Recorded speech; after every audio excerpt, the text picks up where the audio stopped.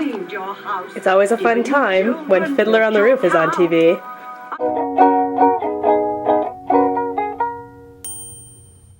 Hi guys! I was gone for like a month. Again. I guess I do that sometimes. I just don't show up for a month. The horrible thing is that in my other chavruta, I've learned that skipping out on learning is like the worst thing that you can do. And yet I haven't been around for the past month. I've put the camera on a swivel chair. See, swiveling. And then now I'm sitting against my bed. It's perfect. Ein omdim lahitpalel, ela mitoch koved rosh. One should only stand up and recite the tefillah in a reverent mood. So naturally the first question is, what exactly is a reverent mood? What is koved rosh? The Mishnah brings in a Brachot which elaborates. One should not arise to say his tefillah while immersed in sorrow, or indolence, or laughter, or chatter, or levity, or idle talk, but while still rejoicing in the performance of a mitzvah. So a reverent mood, or koved rosh, is having the understanding that while you're doing tefillah, while you're davening, while you're praying, you should keep in mind that this is a mitzvah, a commandment, something that you're doing for God. The Mishnah continues explaining about this importance of keeping a reverent mood, a koved rosh. Chasidim harishonim hayu shohim sha'a achat umitpalalim kedei sheyukavnu et libam lamakom. When coming to pray, the pious men of earlier times would first wait an hour so as to settle their thoughts, take their minds off their personal affairs, and then stand up and recite the tefillah, and so to direct their minds to Hashem. Interesting. Koved rosh, being in a reverent mood, is understanding that we're doing a commandment. But the earlier pious men didn't focus on that.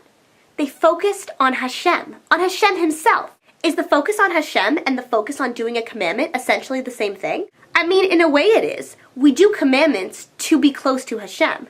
But in another way it's not. It's a lot easier to wrap your mind around the concept of doing a commandment. I mean, it's easy to say, okay, I'm doing this because Hashem wants me to do it, because it's a commandment. But it's a lot harder to focus your head around Hashem, around God. Because then you get into the philosophy of who is God and what is God and how should I think of God. And that's a lot harder to do. Maybe the Chasidim Harishanim, the first pious men, were just so holy and above us that they could wrap their mind around God. But we should instead wrap our mind around the concept of doing a mitzvah, of doing a commandment. And so before we take the time to pray, we should remind ourselves why we're doing it. We're doing it because it's a commandment and because we want to get close to God. The Mishnah then shifts gears and talks about something completely different. Afilu hamelech sha'el bishlomo lo yeshivenu, ve'afilu nachash karuch al akevo lo yafsik. If you're praying, and a king were to greet you while you're reciting the Shmona Esrei, you may not return the greeting. And even if a snake were to curl at your heel, you can't stop praying. I should mention that the Mishnah qualifies that if your life is in danger, then you can indeed stop praying. So if the snake is a poisonous snake, you can stop. But the point is, you shouldn't let something distract you from your praying.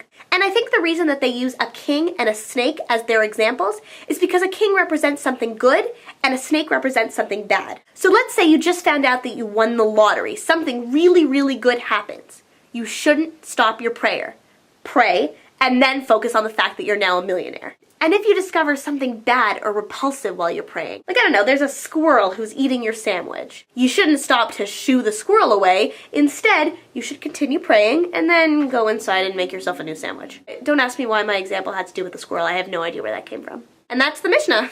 Again, I'm sorry I haven't been around. Please subscribe if you liked this video. There will be more to come. Again, I can't exactly promise you when, but there will be more. Bye-bye! But do you love me? Do I love you? Well,